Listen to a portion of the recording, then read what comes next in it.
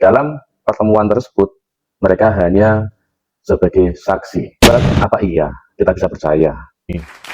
Baik, assalamualaikum warahmatullahi wabarakatuh. Kembali bersama saya di channel Rian TV. Cak Imin beberapa hari yang lalu beserta dengan Anies Baswedan bertemu dengan Habib Rizik di kediamannya Habib Rizik dengan dalih mereka mendatangi Habib Rizik dengan alasan bahwa mereka diundang dalam sebuah acara pernikahan. Kemudian Anies dan Cak Imin memberikan klarifikasi bahwa di dalam pertemuan tersebut mereka hanya sebagai saksi.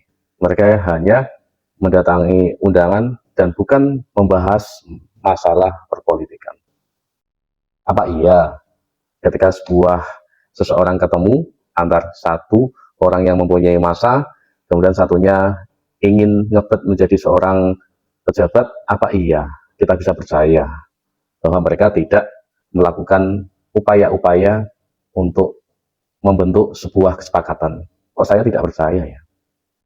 Kok saya tidak percaya dengan apa yang diklarifikasikan? Tentunya dua belah pihak yang saling membutuhkan, yang seorang Anies Baswedan dan Cak Imin membutuhkan sebuah dukungan, yang satu membutuhkan sebuah naungan. Kan mereka klop, ya, saling membutuhkan. Kalau bisa dikatakan mereka adalah ketika bertemu itu adalah mutualisme. Apa iya mereka tidak membuat sebuah kesepakatan tentang perpolitikan? Kok saya bisa mengasumsikan bahwa Cak Imin ini sedang berupaya menentang NU. Kenapa bisa seperti itu? Mari kita bahas bersama. Anies dan Cak Imin bertemu dengan Habib Rizik sebagai ketua umum sebagai pimpinan besar FPI, yang sekarang FPI itu sudah dilarang, jadi tidak ada pimpinan besar ya, tapi mantan pimpinan besar yang berusaha untuk membangkitkan lagi FPI dengan adanya sebuah celah di mana di situ ada seorang calon presiden dan seorang wakil presiden yang ingin ngebut sekali menjadi presiden di Indonesia ini. Tentunya mereka membuat sebuah kesepakatan karena di sini politik itu adalah intinya mereka ada kesepakatan dan intinya mereka ada keuntungan satu sama lain. Jadi tidak mungkin ketika salah satu diuntungkan dan salah satu tidak diuntungkan, itu sesuatu hal yang mustahil dalam hal politik. Dengan mendekatnya Cak Imin ke Habib Rizik ini tentunya sebagai warga NU, walaupun saya tidak mempunyai KTA NU, tetapi amaliah saya, tetapi hal-hal yang selama ini saya kerjakan adalah mempunyai garis dari NU, karena apa yang amaliah yang saya kerjakan selama ini itu adalah NU. Untuk saya juga NU seperti itu, walaupun saya tidak ikut dalam sebuah organisasi. Di sini saya sedikit kecewa karena NU itu adalah sebuah ormas, sama juga FPI itu ormas. Kemudian Muhammadiyah juga adalah sebuah ormas, di mana ormas ini berdiri sebelum Indonesia merdeka dan sudah menyatakan bahwa yang menyatakan bahwa Pancasila adalah sudah final dan tidak bisa digugat lagi. Tetapi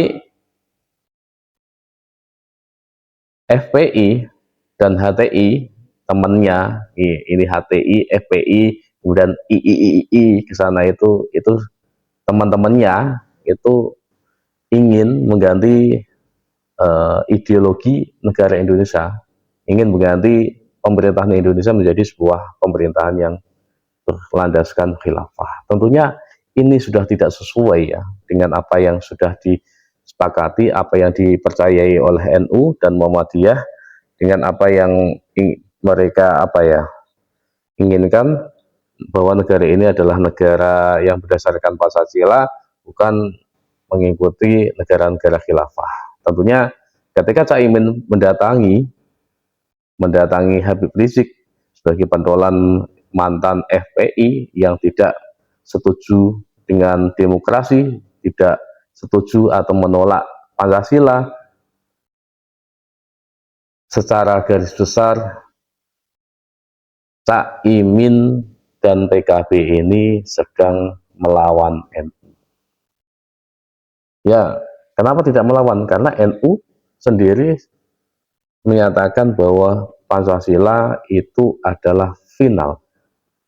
Sedangkan